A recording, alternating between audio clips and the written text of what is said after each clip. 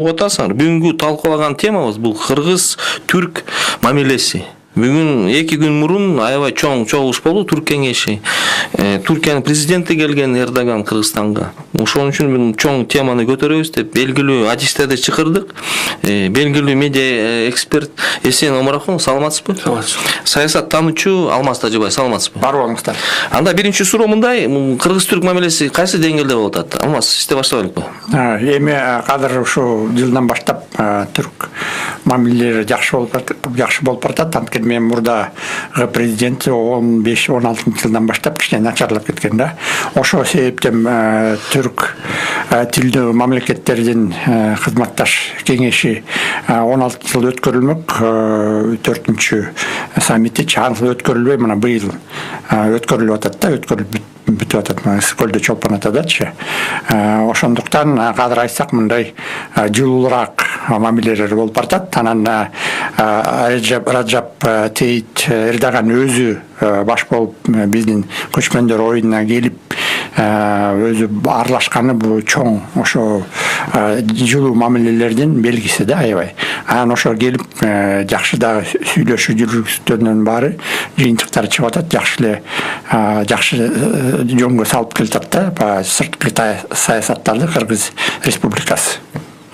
А мындай сурап көрсө, бул 2-3 жыл мурун эле кыргыз-түрк мамилеси солкундап кеткен да. Анан кайсы себеп бүгүн мындай өсүү келип, жаңы деңгээлге көтөрдүк? Бул Эрдогандын айткандай сөзү бар да, бүгүн өткөн Бишкекте саммит бул тарыхтын окуя депчи эсептелсе болот. Эмне үчүн бул? Эми жанагы кичине начарлап кеткен себеби бул Кыргыз Республикасынын мурдакы президенти Орусия менен түрк болгон мамилелерине киришип Түркияларды сынга алган да, түрк мамлекетинчи баягы истребительдерди түрктөр Сирия менен согушуп аткандачы, ошо түрк куралдары күчтөрү кулатып койгон боюнча ошо биздин мурдакы президент Орусия жөнүндө дейсиз? Орусияга колдоп дегендейчи айтылып койгон. Ошондон баштап жана таарынычы башталды. Экинчисинен бул 16-жылы июль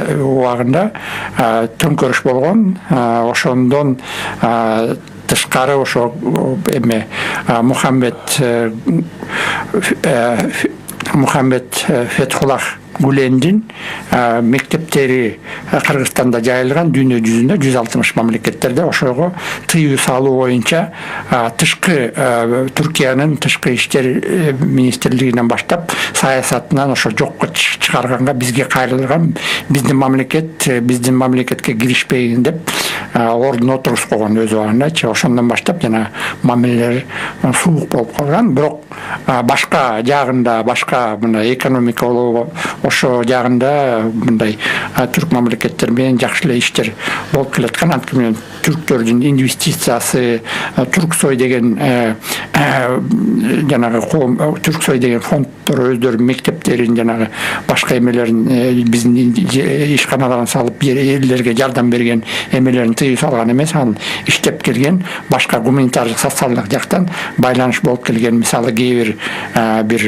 жанагындай социалдык объектилер же тарых музейине дегендечи. Бирок кичине жанагы акча жагынан кичине кармалып калган да. Ошол эле болбосо мындай, бирок ошо жанагы бизде болгон жанагы больница, бейтапканалар салып берген ошолордун баары токтолгон эмес, кичине убакыт эле токтолуп калса, бирок мурдагы жылдан баштап кайта өз ишин ашыра баштады да. Ошонун баарычы баягы каражаттар бөлүнүп дегендейчи. Эсен мырза, сиз кандай ойлойсуз? Эми түрк-кыргыз мамилеси кылымдар бою келаткан, узактан бери келаткан мамиледен да. Анан 20-кылымда жанагындай биз Орус империясынын астына киргенден кийин ошондой эмелер солгундаган да, алакалар. Бирок Советтер Союзу баягы тар айрым менен эң биринчи, жана бул жерде сүйлөшүп отурганда, эң биринчи Кыргызстанды эгемен мамлекет катары тааныган Түркия болгон. 91-жылы тааныгандан кийин биз өзүбүздүн жашообузда да көрдүк да. Мисалы ошого чейин биз Кытайдан бир сапатсыз бир товарларды алып, Кытайдын товары келип, биз мындай жакшы кийим, жакшы нерсе деген нерсенин баарын эң биринчи ошо Түркиядан жанагындай биздин челноктор алып келди. Жумушубузда өтө катуу чоң жайылган кезде Түркия кандайдыр бир мындай бир кайык кеме болуп берди да. Бир белгилүү убакытка чейин узап келди. Андан кийин мындай жеке мамилелер башталды. Биздин балдар барып окууга кетти аяка. Бияка келип алар мектеп ачышты, мамлекеттик мектептер да ачылды, мисалы Анадолу лицейлер ачылды. Андан сырткары жанакы Фетхулла Гүлендин идеялары менен деген ачылган мектептер ачылды. Ошонун баары келаткан, анан жанакы 16-жылдарды да мындай солгундоо болгон эмеси муну көп мындай маани берчү деле маселелерден эмес. Анткени жалпысынан алганда бул мамилелер 90-жылдардан баштап жогорулап келатат, жогорулап кете бермекчи. Анткени жанакы Өзбекстан менен болгон мамилелерибизде деле көрүнбөдүбү? Эки эл эгер мамилесин түзбөсө, жанакындай жетекчилердин таарынычы бир убактылуу эле кандайдыр бир таасир бериши мүмкүн да, кандайдыр бир майда чүйдө маселелерге таасир бериши мүмкүн. Жалпысынан алганда бар мамилелер жогорулап кете бермекчи да. Ошол мамилелердин кайра жакшы нукка түшүүсүнүн бир белгиси катары келди. Түрк тектүү өлкөлөрдүн президенттери келди. Бул жерде анан жанакы көчмөндөр оюну дагы өтө чоң таасир берди. Анткени бул көчмөндөр оюну өтө Кыргызстанды дүйнөгө катуу тааныткандыктан буга келип кетүү өзүнчө бир эме болуп калды да. Саясатчы үчүн бул сонун бир шанс да. Келип кандайдыр бир ачылыштарга катышып, ошол жерде өзүн көрсөтүп, өзүнүн баягы ички электоратына дагы бул өтө маанилүү да. Ушундай келип кеткени, кандайдыр түрк тектүү элдердин арасында чогуу болуп атканыбыз, чогуу аракет кылып атканыбыз, ошол нерсенин баардыгын көрсөтүү саясатчы үчүн сырткы мамилелеси үчүн да, ички электорат үчүн да өтө маанилүү да. Ошон үчүн келип бияка келип кеткени өтө маанилүү болду да, өзү үчүн дагы маанилүү да. Эрдогандын. Урматтуу каармандар, студиянын номери 6806, WhatsApp 552 68-06-06. Анда кээ бир эксперттер айтып атат, бул Эрдоганын Кыргызстанга келиши бул жөн эмес, бул геосаясаттык эме деп атат, Түркия болуп атат. Асыл геосаясаттык кырдаал Түркиянын. Ал батыш мамлекет менен Америка Кошмо Штаттары менен санкция болуп атат. Ошон үчүн бул алар өсүнчө геосаясатты жүргүзүп, кайрадан Борбор Азияга келип, аларга дагы мындай шериктеш мамлекеттер керек депчи. Ошол Алмаз мырза, сиз кошуласыз же кошулбайсызбы? Эми мындай Турциянын эгерде мындай карап көрсөк, Эрдоган менен байланыш боюнча өзгөчө Эрдоган келген. Эгерде бул региондо Борбор Азияда Түркия жана айтып кеткендей эле менин кесиптешим 90-жылдан бери эле бар да, орду бар, көп салым кылган. Ошол мамлекет эң биринчи унутпаш керек, биз ушу жакшы мамиле баштаган мурдакы президент маркум Демирел президент болду да. Ошондон баштаган ошо Тургут Тазалган. Тургут Тазал, анан Демирел чоң эме эткен да. Ошо анткени мен кадыр болсо Эрдоган саясаты биз кичине айтып кетиш керекпиз угармандаргачы. Мисалы 17-жылы жанагы конституцияга өзгөртүү киргизилген, Түркия парламенттик мамлекеттен Америка Кошмо Штаттай президенттик мамлекет болгондо, эми кадыр караганда бу жерде болсо ошондой Эрдогандын бир тарабы бул диктатор катары өзүнүн бийликти тартып алган болуп саналат да. Анан ошондо караганда бул ар бир мамлекетке регионалдык держава катары өзүн айтып келет. Эгерде мында параллель салсак, Орусия менен биз тилекке каршы бул Турциядан аз маалыматтар бар да. Түркия болсо орустарга мындай кем эмес регионалдык держава. Ошо Орусияда элечи, Орусия Сириядагы иштесе, Сирияда согуш жана жүргүзсө, булар деле согуш жүргүзөт. Анан эме боюнча, экономика боюнча, ВВП боюнча эми бул мамлекет болсо өнүкүп аткан валютный фонд жагынан каралат. Алмаз мырза, экономика жагында биркеде сүйлөшөлү. Мындай геосаясат кызыгычы бар да. Геосаясатка кадыр болсо, бул Эрдоган өзүнүн баягы тарыхынан алып көргөндө өзгө ички сапат менен бул мусулман диндерди биригип, мусулман дин туткан элдерге жардам берип, мамлекетке, мисалы Пакистан башка мамлекеттер болгондо дайыма ар бир жерде өзүнүн оюн айтып, керек болсо дагы жана саммиттерден чыгып кетип, бешиктерди катуу чаап, Эрдоганын ошо түрк дүйнөсүнө эмес, тышкары ошо мусулмандарды колдочу деген. Ошон үчүн ар бир мамлекетке киришип атат. Анан ушу Борбор Азияга дагы ошо жагынан келип бу мындай активдүү катышып атат да ар бир процесстерде. Мисалы орустардан эгер салыштырсак эки ушу регионалдык держава бар да, салыштырма алганда экөөнүн немеси да тең, бирок кичине Турция кээ бир жерден кем болуп атат, бирок унутпаш керек, Түркия болсо бу Север Атлантикалык альянстарда, мындай айтканда НАТО мамлекеттеринин мүчөсү, ошо Америка Кошмо Штаттарына кандай кыйын болсо дагы ошолор менен бирге ишке сүйлөшүп жүргөн мамлекет да, ошону унутпаш керекпиз. Эсен мырза, сиз кандай ойлойсуз? 2013-жылда мындай Гези олай деп коет Түркияда. Гези аянты болгон. Ошолдо окуядан кийин Эрдоган саясаты түп тамырынан өзгөрдү да. Ага чейин чын эле Алмаз мырза айткандай регионалдык деңгээлдеги бир улуу дөөлөткө айланып бараткан.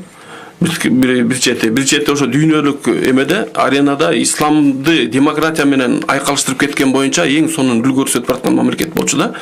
Бирок ошол Гези окуясында мындай кичинекей бир жашыл жерди коргоп чыккан элге катуу мамиле кылып, полистери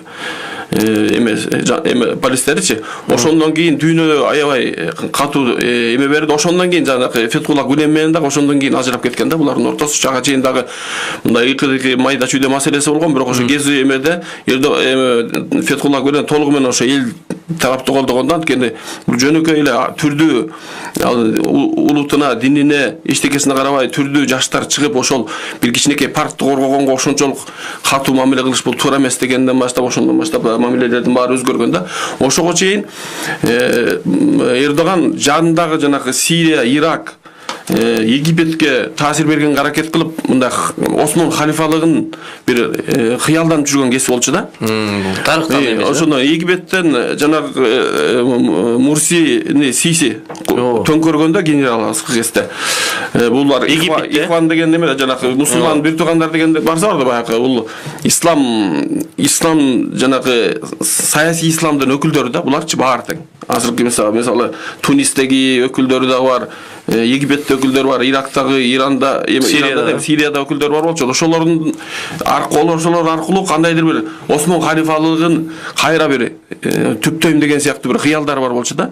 Ошого чейин баягы жумшак мамиле кылып келген, бирок тиги Египеттен жанагындай аскердик төңкөрүшкө батыш мисалы унчукпай койгондуктан өтө эметип, нааразы болуп, Сирияда мисалы жанагындай террорчулук топторду да колдогонго чейин барган да. Бул окуялар ачыкка эле чыгып кеткен. Оңго чейин чыгып баягы Владимир Путин айткандар бар эмеспи? Мунайын алып, игилди мунайын алып, Куралда ташып кирип берип атат депчи. Ошондой халифалык жанагындай идеясынан кайтып, бул баягы түрк султандыгына бир идеясына эметти да. Ошон үчүн бияка келишинин дагы бир негизги максаттары ички электоратына ошо түрк тектүү өлкөлөргө кандайдыр бир мындай башчы катары бир көрүнүп кеткиси келгени да болду да. Анткени бул мындай чоң окуяларды блок менен караганда ошондой нерсеге өттү да. Анткени баягы халифалык ишке ашпай калды. Бул убакта уже исламдык түрктүк бир желек менен келип атат да. Ошондой бир аракеттерге өттү. Бирок буякта дагы Кыргызстанда же болсо Орто Азия, Казакстанда бул идеясы ишке ашпай каны ачыктан ачык эле көрүнүп турат да. Бул эми ички электоратка ойношу мүмкүн, бирок башка мисалы Орусия менен Кытай менен блокко кирген биздин мисалы мамлекеттер кандайдыр бир бөлүнүп Түркияны баш кылып алып бир анын алдына түшүп кетиши мүмкүн эмес нерселер да. Бул жөн эле кыял бойдо эле калчу нерселер да. Бул геосаясат дымагы жокпу Түркияда? Биз мына Борбор Азияда кайрадан башкарабыз депчи. Бизде асыр алаңдашуу процесстер болуп атпайбы? Ошондой ниети бар болгон, ички электорат мына ошону көрсөткүсү келет, бирок практикада бул мүмкүн эмес нерселер да. Себеп дегенде жанагындай өзүнүн шарты жокпу? Өзүнүн атага кирет. Биздеги мисалы Орто Азиядагы түрк тектүү мамлекеттин баары тең көбү Орусия менен жана Кытай менен өзүнчө бир шериктешке мамилелер өтүп кеткен да. Бул баягы жөн эле кыял бойдон калчу нерселер да. Бул ошого мындай айтып аткан геополитика арзы региондордо бу Иран, парс тилиндеги Иран мамлекети ал дагы баягы өзүнүн күчтөндүрүүсүн жүргүзүп атат. Бирок жана санкция менен азыр Орусия санкция. Бирок Эрдоган болсо мындай сырткы саясат деген Эрдоган менен байланышкан. Анткени мен баягы айтып атпаймынбы, авторитардык бийликти өзүнүн колуна алган. Ошондуктан бул болсо аябай тыңкыс жакшы мындай айтканда амалдуу ойлор менен, мисалы азыр Орусия менен биригишип ошол эле баягы Орусиянын жана куралдар С-400 дегендерин баарын сатып алып, анан ошо Орусия менен жакшы мамиледе болуп, анан Орусиялар болсо азыр ошо атомдук электростанцияларын салууга дегендерин баарын эметип, эми акырын болсо ошо мындай айтканда уруксат мененби Орусия мененби мындай анан менен тең таяшпай акырын биздин регионго келип калды да. Анан ошо түрктөрдү биригип, мындай бир жагынан карасаң, азыр мына эмеге келген Венгриянын чоң ошо түрк тилдерин баарын биригип, Виктор Орбан өкмөттүн башчысы. Ошолор менен биригип азыр келип атат. Анан бул түрк жана мамлекеттер кызматташтарына карасак, мисалы Өзбекстан кирген эмес да. Мисалы эми азыр болсо ошо Өзбекстан үмүт кылып атат азыр. Анткени мен баягы Түркия ошо Борбор Азияга катышпай калган, бул биздин эле мамлекет менен жакшы болуп атат жана Атамбаев убагында эле кичине жабыр калып калбадыбы? Бирок эң негизги Борбор Азияда бул Өзбекстан менен Каримовдун бийлиги менен карама каршы болуп калган. Анткени мен Каримовдун режимине каршы душмандар ошо Түркияда мындай эме таапчы, коопсуздугун таап ошол жерде болушкан үчүн кичине мамиле башка эки системада көз караштар башкача, ошон үчүн ошондой мамиле биздин регионго келбей калган, ошондой киргизбей койгон да. Анткени мен эгер ушу Борбор Азиянын баары макул болсо, анда Түркия келмек. Эми азыр болсо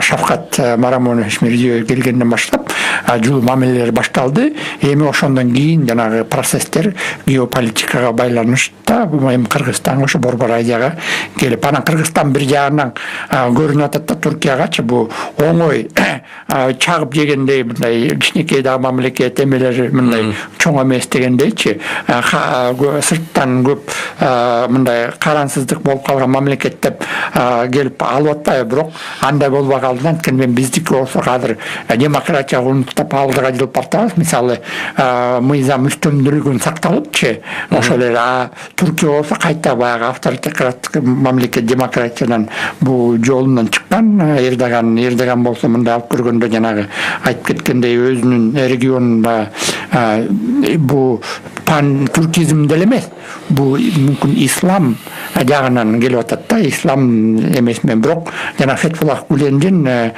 конкуренциясы болуп атат да. Экөөнүн методу бирок окшош эле. Бул анда Түркиянын жумшак күчү экен да. Жумшак иштер менен келип атат, бирок бул азыр ошо Эрдоган болсо ошо түрк мамлекеттеринин башчыларынын арасында эң чоң аксакалы болоюн деген, мындай лидер болоюн деген эмеси бар. Бирок Борбор Азия кандай көрөт? Ошо мындай келгенде, азыр келгенде 2 күн деп жана айтып атпайбызбы? Бул текшерип келейин дегенде, анткени мен бизде калыптанган авторитардык күчтүү Нурсултан Абишевич Назарбаев, Казакстандын президенти бар. Аны эч жакка албайбыз. Андан экинчиси Бердимухамедов, Гурмангулу Бердимухамедов бар. Бул мындан да күчтүү мындай фавориттер деп негизи бул Түркменстан жөнүндө айтты. Айым үчүн Түркменстанды президент айтты, мен келем деп келбей койду. Эмне болуп атат? Эми мүмкүн бул түркмен мамлекеттин башчысы өз, албетте ар бир мамлекет өз кызыкчылыгын көздөйт. Ал жакта болсо жана пахтабы же өзүнчө жанагы эме азык түлүк коопсуздугу болуп атат. Ошон үчүн эл үчүн деп калып калышы мүмкүн. Бирок өкүлү келип атат. Бир жагычы, анан экинчи жагы бул ошо электеп көрүш керек. Ошо Туркмениямен Гулендинби же башка лидерлер менен тил таппай жатканы деген сөз болуп атат да бу жерде. Рахмат. Анда мындай көп эксперттер айтып атпайбы? Бул мындай да жакшы дымак болгон, үмүт жакшы, кызыкчылыгы болот депчи. Бирок эки мамлекеттин ортосунда экономик байланышы болуш керек, соода болуш керек. Ана чын айтып коюш керек, азыр Борбордук Азия, Кыргызстанда карап көрсөк, Түркиянын бизнесин ири долбоорлору жок. Биз азыр карап атпайбыз, Түркия менен соодасын аябайбыз да, $350 миллион экен. Анан чоң максат коюп атышат, 2018 жылда $1 миллиард чыгабыз депчи. Бул эмнени көрсөтүп атат? Эсен мырза. Бул эми экономикалык байланыштар боюнча хаятта сүйлөгөндө көбүнчө ошо мурун болгон маселелерди айтты да, мынча ашкана ачылды, мынча ишкер иштеп атат, мынча Кыргызстандыкка жумуш берилди, түрк ишкерлердин атынан деп 350 миллионду бир же 2 жылдын ичинде миллиардка чыгарып ийиш, бул реалдуу нерсе эмес да, бул популисттик бир нерселерди колдонуп атат. Албетте бул шарт жокпу? Шарт жокпу ошол? Саясат бул шарт болуш үчүн кандайдыр бир инфраструктуралык чоң эмелер болуш керек да. Кандайдыр бир мамлекеттик багыттаган бир инвестициялар болуш керек да. Бирок чоң инвестиция. Азыркы кезде Түркия өзү 466 миллиард доллар сыртка карыз да. Анын 3/2 эми бул мамлекеттик жеке секторго. Мамлекеттик карызы. Мамлекеттик карызы 500 миллион долларга чейин турбай анда. 466 миллиардка чыкты азыр. Ошонун 3/2 жеке секторуна таандык да, бирок жеке секторуна таандык болгондо да бүт ошол жанакы мега проекттерди, мега долбоорлорду иштеткен түрк бийлигине жакын ишкерлер алган да, бул эмелердин баарычы. Бул эмеден анан азыркы кезде дүйнөлүк баягы рейтинг системалары бар да, Moody's рейтинг системасы боюнча, экономикалык система боюнча азыркы кезде Түркиянын рейтинги өтө төмөн, мусорный рейтингге түшүп калды да. Демек, Түркиянын банктары өздөрү дагы акча эмет албайт, аккумулировать эте албайт, Түркиянын ичинде дагы сырттан дагы карызга акча алганга мүмкүнчүлүгү жок болуп калды. Санкция болсо көп эмес иштейт. Ошондуктан кандайдыр бир ири бир долбоорлорду, буякта инвестициялык бир долбоорлорду ачып, мамлекет багыттаган жеке жол мененби же мамлекеттик жол мененби багытталган долбоорлор башталып кетет, иштеп кетет деп үмүттөнбөш керек да. Азыркы кездеги могу университет, Манаска, могу мечиттерге салган инвестициялардын буларды иштетиш керек да. Ошолордун баягы жылдык бир эмелерин берип турса да Кудайга шүгүр деш керек да. Анткени түрк мамлекетинин азыркы экономикалык абалы өтө оор. Бул жерде баягы албетте бул жерге келип түрк элине кайрылган бир сөздөрдү сүйлөдү да. Бизге атайын кылышты, муну кылышты депчи. Жанагы биздин лидерибиз тез убакта түшүп кеткени, андан кайра көтөрүлүп, кайра түшүп аткандардын баары тең бизге ойноп атышат, бизге карашы болуп атышат деген нерсечи. Ачык айтып койду, Америка кошмат күчтүү атат. Ошол эле түрк экономисттери мисалы Deutsche Welle түркчөгө чыгышат, башка буяка түрк бийлигине баягы баш ийбеген бир маалымат каражаттар калды биринчи серин. Ошолорго чыккандардын баары айтып атат, бул экономика эч качан жанакындай дароо чыгып же дароо түшүп кетпейт. Курс, баягы валютанын курсу ошондой түшүп чыгышы мүмкүн. Бирок экономика же аста-астадан түшөт, же астадан көтөрүлөт да. Ошондуктан азыркы кезде бул экономикасы мындай аста-астадан тик түшүп бараткан кези да. Себеп дегенде инвестициялык атмосфера жок. Жанагындай бийликке жакын адамдар башка адамдын эмелердин, бизнесмендердин бизнестерин тартып алган убак. Баягы Маралдын мурунку берүүсүнө дагы биз катышканда ошону айтканбыз. Жакында түрк ишкерлер өздөрү кача баштайт Түркиядан депчи. Чет элдик, элкелик инвесторлор бат эле кетти. Азыркы кезде ошо түрк инвесторлору дагы аста-астадан уже сыртка акчаларын чыгарып, өзүнүн Эрдогандын жанындагы адамдар дагы аста-аста эмелерин чыгарып баштады да, эмелер акчаларын. Ошондуктан жанакындай кандайдыр бир тез миллиардка чейин чыгып кетчү бир кандайдыр бир инвестиция болот деп, бул жөн эле мындай популисттик бир сөздөр болот деп ойлойм да. Анан мындай силер айткандай, Эсен мырза, мындай маалымат бар да, мына 2018 жылдын ичинде улуттук валютасы лирасы, түрк валютасы 40% инфляция болуптур. Анан бүгүнкү күндө 18% экен, аябай чоң экен да. Анан сиз айттыңар карсы 500 миллиард долларга чейин жакын, бул аябай оор да. Анан аны көтөрүлгөндө, анан чоң ири долбоорлу ачканга алардын да каражаты жок болуш керек да. Алмаз мырза, сизге мындай суроо да. Сиз кандай ойлойсуз? Мындай Эрдоган Кыргызстанга келип, мындай Түрк кеңешинде айтпадыбы? Биз сөзсүз соодада улуттук валюталарга өтүш керекпиз, лирага эметип. Сиз кандай ойлойсуз? Экономика жагынан, саясат жагынан бул туурабы же туура эмеспи? Бир жагы Эрдоган айтып атпайсызбы, азыр айла жокпу, ошо өз элдин кызыкчылыгын, түрк элинин кызыкчылыгы үчүн бул биздин регионго бурулуп атканы, анткени биздин регион аябай жакшы регион болуп атат да, мындай жумшак регион болуп атат. Ар бир жерден мындай өзүнчө туруктай элек дегендейчи, базар экономикасына башта баштап келаткан региондор, ресурстар бар. Биздин регион болсо Борбор Азия башка мамлекеттерге деле жанагындай ресурс катары болуу аябай кызыктуу атат да. Түркия деле бул кем калган жок. Мисалы Орусия деле ошондой кызыкса, бул Түркия деле кызыгат. Мисалы Иран мамлекети деле кызыгат да бул региондорго. Жана бул региондор жалпы жөнүн алып көргөндө экономика боюнча обороттор болсо 1,5 триллион акча айланат да. Анан бул региондо эгерде түрк мамлекеттеринин немесине карасак, эң көп мындай түрк тилдүү мамлекеттерге алсак, бул мисалы Түркия өзү эле 80 миллион, ошондой караганда бул 1,5 миллиардка чейин барып калат экен дүйнө жүзүнөнчү мындай саналгандачы. Бул чоң жана базар деп атпайбызбы? Бул жерге соода жүркүмү. Анан Түркиянын экономикасын биякта салыштырып көргөндө бул 23% болсо промышленность деп коет баягы. Ошо өндүрүү жагынан да, ошо өндүрүш жагынан караганда бул Түркияда ошондой башка мамлекеттердин мисалы 17-орунда турат. Автомобиль чыгаруу дагы башка эме жагынан. Анан Түркиянын азыр лирасы түшүп калганын себеби анткени мен ошо кең байлыктарды 40% көп кой аябай. Кең байлыктары анткени мен Түркия ошо мындай чоң мындай география кылганда роддомдо турат да, ошо темир менен бай да. Ошо темири жанагы Америкага алюминий менен темирлери кетпей калып, ошон үчүн жанагы санкция Трамп киргизбеди. Ошо санкция эмес, бул эме тууралап коюш керек, санкция киргизбей, бул Орусияга киргизилген да.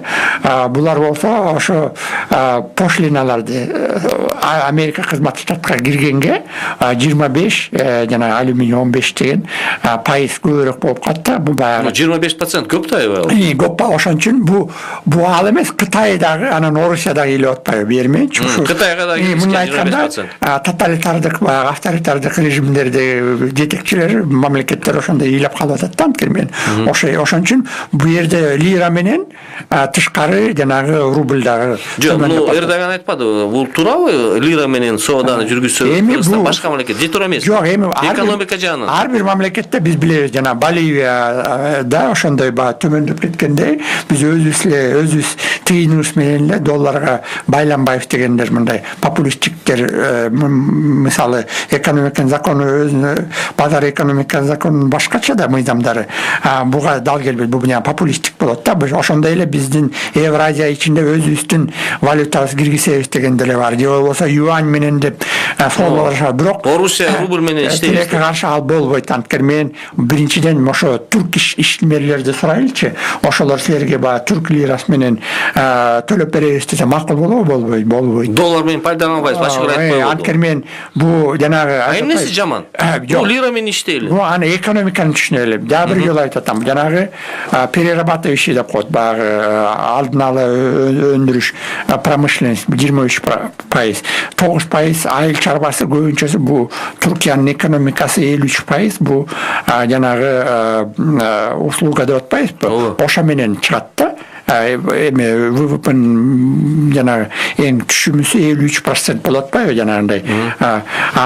Эгерде ошо жана промышленность деген эң аз болот атпайбы? Анан болгондо дагы бул перерабатывающий промышленность деп коет. Түшүнүктүү. А бирок лира менен иштесек болот да. Долларды киргизбей эмне анан жакшы болот. Мен ошону аягына чыгат. Перерабатывающий болгондо мындай түшүнүктүү алганда бир жактан долларга сатып алып, анан аны машинени жасап туруп анан сатыш керек да. Ошондо эгерде өздөрү чыгарса, мисалы Орусиядай болупчу, толугу менен мындай толугу менен өздөрү чыгарса, бар эме бар, анда бир жөн эле мисалы салыштырма болбойт да. Орусия болсо индустриальный мамлекет, Түркия болсо жаңы баштап келаткан индустриалдык мамлекет болуп саналат да, экономика жакынанчы. Мындай биз да ошо менен толук макул болобуз. Ошон үчүн лира эч болбойт. Мисалы ошо эле Кытайды алып көрсөк, Кытайда деле бул промышленный мамлекет деп саналат, бирок ошондо көбүнчөсү өз материалдар өздөрү чыгарат да. Буларга юань менен болот. Бирок Турцияга салыштырмам бул жөн эле жана популисттик сөз, ошо кошулам да. Эсен мырза, сиз кандай көрөсүз лира боюнча? Алмазда мырза айткандай ошондой өндүрүшкө байланыштуу да. Экинчисинен бул Эрдоган баягы дүйнөлүк деңгээлдеги дөөлөттөрдүн жетекчилери сүйлөп аткан нерсени сүйлөп атат да. Ооба, долларга каршы азыр мындай кандайдыр бир биригүү бар да. да. Долларга каршы кандай да бириги бар. Азыр мисалы Америка араздашып аткан мамлекеттердин баары жарып алганда 1,7 миллиард триллион жылдык баягы кирешеси бар мунай газ мамлекеттерине каршы азыр мисалы Америка тирешип турат да. Ошол мамлекеттер 4-5 жылдан бери ошо доллардын жанакындай гегемониясын азайтканга аракет кылып атышат да. Кылып атканда ошондо бул жерде мамлекеттин өзүнүн күчүнө караш керек. Түркиянын лирасына эч ким эч нерсе сатпайт да. Чынын айткандачы. Бирок азыркы кезде мисалы Кытай өзүнүн юанына мунайларды ала баштады. Ошого мажбурлап атат. Мисалы Анголаны мажбурлап атат. Россияга мисалы келишим түзүштү. Газдын бир бөлүгүн мисалы юан калгангачы. Андан кийин башка мамлекеттер менен да ошондой келишимдерге барганда анан биринчи жолу ошо каржы катары, сырткы инвестиция катары Пакистан эмеден юан алды. Кытайдан жакында. Иран да ошого макул болуп турат да. Ошондон бул күчтүү мамлекеттердин кылган иши да. Эме болсо, Россия болсо бул нерсеге бара албагандыктан крипторубль деген жанакындай саналиктик валюталар менен аракет кылып атат. Венесуэланын жаңы бир базарды түзөп. Венесуэланын Петро деген криптовалютасын негиздегенге орустун эмелери, программисттери жардам берди. Азыр ошондой түрдүү жолдор менен доллардын дүйнөдөгү баягы гегемониясын түшүрүү аракети башталып атат да. Мунуга мисалы бир батыштын кээ бир экономисттер бул болбогон иш, бул мүмкүн эмес. Көп айтат ошондой. Себеп дегенде 1947 жылы бул Сауд Арабиясы мунайды долларга сатканга макул болгон. Андан кийин 1973 жылы ОПЕКке кирген бардык мамлекеттер мунайды долларга сатканга макул болушкан да. Ошондон кийин автоматтык түрдө башка чийки заттын баары тең дүйнө жүзүндө долларга сатыла баштаган да. Ошондон баштап доллар жанакындай дүйнөлүк бир валютага айлангандыктан Америка доллар менен кылган ар бир транзакция операцияларын баарын тең көзөмөлдөп ошолор ар бир доллар менен кылынган транзакция уже Американын юридикалык эмесине кирип калат да. Жоопкерчилик мыйзамдарына жооп берип калат да. Ошондон Америка кирген санкцияга бүт дүйнө баш ийгенге мажбур болуп атат да азыркы кездечи. Мамлекеттин лидерлери баш ийбесе, бизнесмендер баш ийгенге макул, компаниялар, фирмалар, жеке фирмалар баш ийгенге макул да, банктар баш ийгенге макул. Доллар алып туруш керек дайымачы, кан сыяктуу болуп калганда долларчы. Ошондон ошого каршы бир аракеттер бар да. Муну эми чалабычык угуп, чалабычык түшүрүп алган Режеп Тайып Эрдоган ошол эки нерсени биякта да айтты да. Бирок Алмаз мырза айткандай, лирага эч ким баягы эч нерсе сатпайт. Өзүнүн түрк ишкерлери лира менен албай атат. Мисалы, ошол өсө да койду, өзгөр Сүрия ордусу коет. Түркия жана каржылап аткан Сириядагы согушкерлер, Сириялыктар, оппозициялар азыркы кезде биздин эмени дейт, айлыгыбызды түрк лирасы менен эмес, Сириянын эмесин фунту менен бергиле деп ошол чыр чыгарып атышат да. Себеп дегенде инфляция төмөн түшүп кеткенден ал инфляция чочутат да адамдарды баягы. Туура, бул аябай эме да. Бизнесмендер баягы өтө баягы назик эл болот да. Жаап салат автовый торговляны бүттү. Андан кийин эчтеке сатпай коет да.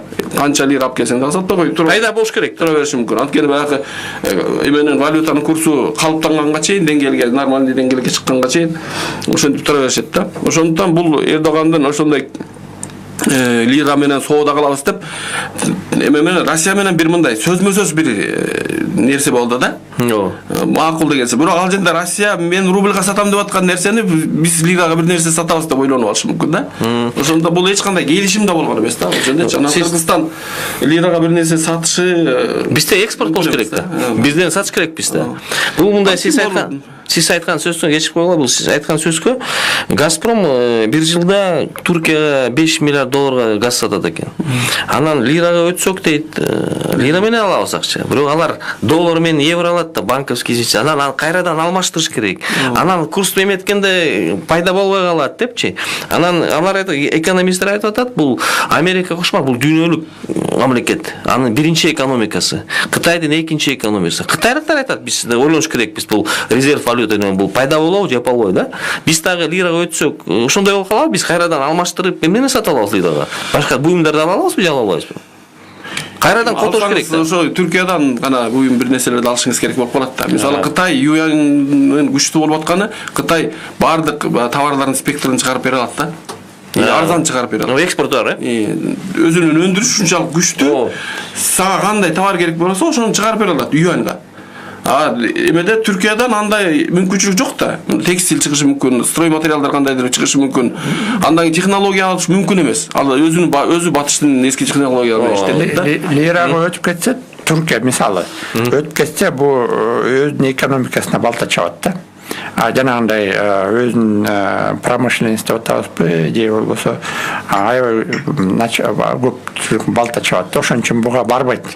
Бул жөн эле жанагы дагы бир жолу айтып кетейин, мындай ой жүгүрчү деп койсок болот да. Анан официалдык жактан муну мындай сунуш болгон эмес. Официалдуу түрү Кыргыз Республика же башка мамлекеттерге бул жөн ал өзүнүн оюн айтып койду деп койсок болот да. Ошого деп бунун баары технологиянын баары бул баягы элди бир кандай бир алаксытып өзүнө тартыш үчүн эле сөздөр да. Бул эме саясат турбайбы да? Бул саясат. Анан кээ бир экономисттер айтып атат, бул бүгүнкү күнү Туркияда экономика кризис болуп, бул эмеси дейт, саясаттык реформанын жыйынтыгы депчи. Биринчиден, мында улуттук банк же Центробанк Туркиянын асыл президентке башыят депчи. Мындай башка мамлекеттерде, Кыргызстанда да улуттук банк өсүнчө билет, өсүнчө монетардык саясатты жүргүзөт да, өкмөттү карабай дагы, президентти карабай депчи. Ошо макул болосузбу, Эсен мырза? Бул туурабы же туура эмеспи? Туура, ошол мисалы үй бүлөдө да алсаңыз бир адам акча кармайт да. Акча кармандык билет да. Эгер ошол үй бүлөдө аялдар болсо, акча кармаган адам бар болсо, ал үй бүлө кандайдыр бир мындай стратегиялык бир эмелерди, пландарды түзө алат да. Билет да. Анан бул жерде Эрдогандын дүйнө бүт таң калып аткан нерсеси ошо болуп атат. Канчалык арзан доллар берсе, борбордук банк ошончо жакшы депчи. А бирок жанагындай рубль, доллар деген и так баягы эме болуп аткан кезде, көтөрүлүп аткан кезде, арзан доллар жемирне сатып мүмкүн эмес да, бул чечим эмес, тескери чечим да. Анан экономисттерге сабак өтүп, экономисттерге акыл айтып, ушинтип чын айтканда баягы дүйнөлүк система курулуп калган да. Бул Эрдоганга чейин курулуп калган да. Балким Эрдоган эң биринчи бул дүйнөдөгү экономист болсо, кайра нөлдөн баштап өзү билген бир экономикалык системаны куруп чыкмак, ошо менен иштетмектер да. Бирок өнүкмөк да. Эбактан бери курулуп калган экономикалык системага кандайдыр бир капталдан бир эл эч ким түшүнбөгөн, бир да экономист, бир да бизнесмен түшүнбөгөн бир эрежелерди, принциптерди киргизүү бул мүмкүн эмес да. Мүмкүн эмес. Ошондуктан саясат менен экономика эми караштырыш керек да. Борбордук банкты үстүнө минип алгандыктан ар бир ошо бул эме болуп атат да, баягы борбордук банк качан баягы ставканы көтөрөт, проценттик ставканы көтөрөт деп эле бизнесмендер күтүп атса, көтөрбөйт сразу. Ошону айтчы Түркияда. Чыгарып качып атышат да буларчы. Анткени демек Түркиянын макроэкономикалык кандайдыр бир эмеси туруктуулугу жакында болбойт деп туруп коркуп качып атышат да. Алмаз мырза, сизге мындай суроо да. Мындай ушак катары же божомол катары кээ бир айтып атат, аслы Түркияда мамлекеттик карсы мындай Эсен мырза айткандай 500 миллиард долларга жакындап калыптыр. Анан бир эле мамлекет аларга жардам бере алат. Же мындай чоң аймак, бул европалык биримдик, Германия жардам берди, анан профициттик бюджет. Анан алар сүйлөшүп болуп атат депчи. Ошого ишенесизби, ишенбейсизби? Биринчиден мүмкүн мисалы Европа болсо, ошо Түркиянын кеткен Европага газ түтүктөр менен Орусиядан жана башка мамлекеттерден аябай мындай керек болот да Европагачы, Европа мамлекеттерине. Ошон үчүн Турциянын орду бар. Анан геополитикага караганда бул кээ бир окумуштуулар айткандай, бул батыштын эң чыгыш жагында, батыш жагында мамлекет дейт да. Бул аябай жакшы жайгашкан жерде анан жана канча да карышка кирсе дагы Түрк экономикасы өзүн айланып жана карыштан оңойлуу кутулуп кетет. Анткени мен бунун ошо 500 миллиард долларга ишенесизби? Бул аябай чоң акча го. Мен бул Америка Кошмо Штат деле карышты. Анан бирок жанагындай жардам берүү болгондон кийин, мисалы көп ушул Гүлен келгенден андан мурун болсо, жана адам укугу бузула баштаган. Бул Европага жылып бараткан да, Европага киребиз депчи азыр көп мамлекет. Уже канча жыл болду? Тилекке каршы жана өздөрүнүн ички курт ошо курт элдеринин укугун бузган үчүн жана башка дагы кадыр анан конституцияга алып келип, анан жанагындай диний жагынан келгенден алыстап калган Европа мененчи кызмат. Ошо жагы бул буруш керек да, өзүнүн мындай айткандай, эгерде чын өзүнүн кызыкчылыгың болсо, кичине жанагы батыш мамлекеттер менен өзүнүн риторикасын кичине жумшагыраак кылып сүйлөп башташ керек да. Эслам мырза, сиз кандай көрөсүз? Бул чынбы же жамыда? Жана буга чейин айтылган жанакындай доллар менен соода кылбайбыз, мындай соода кылбайбыз деген баары тең ошол ички анан жанакы батышка жиберилген мессаждардан да. Эме Эрдоган өтө чоң соодагер да.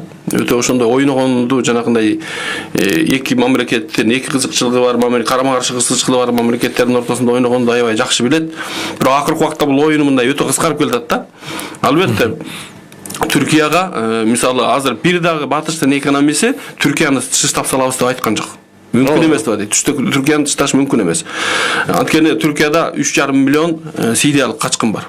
Эгер Түркияда экономикалык Венесуэладагыдай кризис башталса, Венесуэлада мисалы бир жылда эле 2 миллион адам чыгып кетти да. Сириялык качкындар менен кошо түрктөр ошо кача баштаса, буфер болуп атпайбы. Батыш Европага толук улутчул өкмөттөр бийликке келет да. Ошондон азыркы баягы жанакындай улутчулуктан алыс, глобалдуу бир акыл жүргүзгөн өкмөттөр сөзсүз Түркияга жардам берилет. Мына жакындары Греция реанимациядан чыкты. 100 миллиард доллар болду.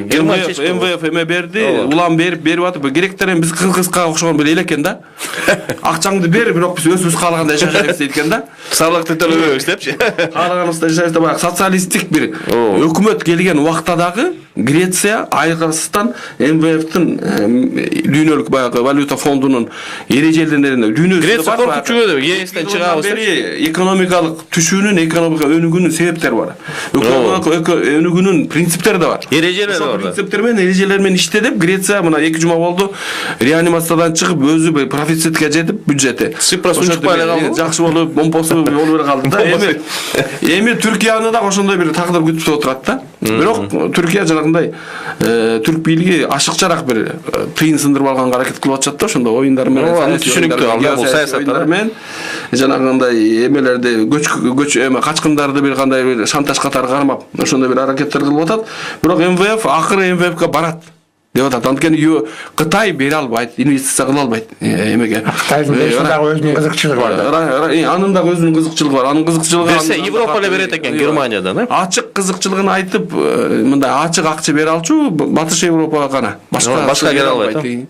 Ошон үчүн ошолордун рецептине, принциптерине, эрежелерине көнүп, эгер иштеп кетсе, бул жерде маселе Түрк элинде маселе жок, бийлигинде эле болуп атат. Азыр кезде Грецияда мисалы элинде да маселе болуп атат. Бирок цифры катуу чыгып аткан, э? Эл дагы көнүп иштеп, азыр мисалы Грецияны өнүктүрө баштады. Кичине баягы жан баштап жаткандан туруп, отуруп иштей баштайсыз да. Ошондон баягы Түркияда баягы иштемчил эл бар. Бул жерде мамлекеттин гана башкаруусундагы бир жанакындай экономикалык эрежелерди түшүнбөө, жанакындай өзүнүн амбициясын өтө жогору көрүп алуу, өзү мисалы регионалдыкта мамлекет болбосо дагы Алмаз мырза айткандай баягы география это судьба дегенде баягы Ибн Халдунун айтканы бар эмеспи? География бул тарых, өтө сонун жерде тагдыр болгондуктан ошондой жерге жайгашканына карабай бул регионалдыктагы дөөлөт болбогондо, бирок сүйлөгөнү жанакындай Кытайдын, Россиянын деңгээлинде сүйлөп эметип атканы, ошондон баягы бийлик аймактык мамлекет өрүсү. Акчаны алып анан жанагындай экономика эрежелерге көнүп берсе, Алмаз мен да ошондой тез эле кайра. Жанагы 466 миллиард бул эч нерсе эмес, анча да көп акча эмес да. Мен кошумча айтып кетейин, мисалы инвестиция алып келгенге, мисалы ошо инвестиция климатынан дагы начарлап кеткен Түркия. Анткени мен жана 17-жылы 16-жылы реформа болгондон кийин конституцияны өзгөргөн президенттик мамлекет болгон. Бул сотту дагы баш идирип алган, жана өзүнүн банкын дагы эмес, баш идирип алган. Ошон үчүн жанагы ошо көп дагы башка суроолор боюнча МВФтин өзүнүн жана боюнча булар суроолор болот, ошону өзгөрмөйүнчө. Эгерде ошо амбициясы бара, ошого жумшак сүйлөпчү мындай батыш мененчи Түркия болбосо, анда бир 10 жылдык керек болуп калат да. Дүйнө дүбүртүү программасы аяктап атат. Анда бир акыркы суроо да.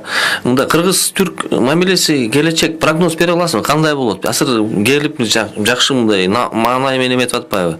Келишимдерге берилип. Сиз кандай ойлойсуз, Алмаз мырза? Бул кандай жакшы болобу келечеги? Прогноз бере аласызбы? Эми жана түрк мамлекеттеринин арасында еще Түрксой деп койсо, багы маданият, социалдык жагынан бул жакшы эле мамилелер болот. Анткени мен кандай карабасак да ошо Түркияда биздин жарандар деле иштейт. Түркиянын технологиялары бизге келип, мындай айтканда ошо 90-жылы көп нерселер түрктөрдө дүйнөлүк оюндарда алып атпайбы моюна Түркия? Бул дагы чоң салым. Ана жана салым кылып атпайбы? ТИКа деген жана башка эмелер жардам берет. Манас университети бул эң Борбор Азияда заманбап университеттерден болот. Ошо батыш стандарттар менен. Анда келечек жакшы болот экен. Келечеги жакшы, ошо мамилени бузбаш керекпиз. Анткени биз өзүбүздүн кыргыз кызыкчылыгы жагын караш керекпиз да. Анан кийин жанагындай эмелерди биздин башчылар биз деле абалдыбыз. Ошо диктатор болобу же кандай болобу, ишса өзүбүз кызыкчылык экономикалык баардык жагынан иштеп кете алабыз. Анан ошо келечеги жакшы эле болот. Эгерде ушул эме менен жүрсөк, түрктөр биздин жерибизди ата мекендейт, өздөрүн эне мекендейт. Ошо менен айтып коюш керек. Анда бул позитив прогноз турбайбы? Эсен мырза, сиз кандай ойлойсуз? Бетеги бар, бел бар дегендей, бетеге кетет, бел калат да. Кыргыз менен Түрк элинин мамилеси мындай жеке мамилеси, үй бүлөлүк мындай карым-катнаш, мындай бири-бири менен үйлөнүү. Тарыхтан келген, азыр дагы күчөдү да. Ошондуктан баягы бул экономика айтып атпайбы жанагыдай. Же аста-астадан көтөрүлүп, же аста-астадан түшөт да. Бул аста-астадан көтөрүлүп кете берчү маселе да. Бул түрк бийлигине же кыргыз бийлигине тиешелүү нерсе эмес. Бирок жанагындай эгер эл калат дегенде, бийлик тараптан кандайдыр бир жанагындай чоң инвестициялар келип баштасачы, буга өтө мындай кооптуу болбосо дагы мындай караш керек да. Себеп дегенде азыркы кезде эгер Кыргызстанга кандайдыр инфраструктуралык чоң бир проекттерге, Манас аэропорту жөнүндө сөз кылды мисалы Тайып Эрдоганчы, ошого кандай бир инвестиция келип, биз аэропортторду жакшы салабыз, аябай дейт да, анысы туура. Бирок ошо салган кезде жанакы эменин Приштинанын аэропортунда болуп калбаш керек да. Көзөмөл пакетин алып алып туруп, андан кийин эменин мамлекеттин премьер-министрине өзүнүн кароолчусун урушкандай урушпаш керек да. Ошондон Кыргызстанга келип аткан түрк өкмөтү жагынан келип аткан, азыркы өкмөт айрыкча келип аткан каражаттардын баарын тең мунун происхождениесин аябай караш керек.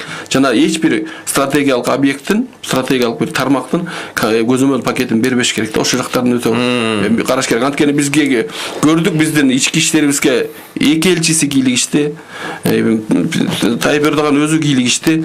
Андан кийин ансыз келгенде Манас университетинин ректору да кийлигишти да.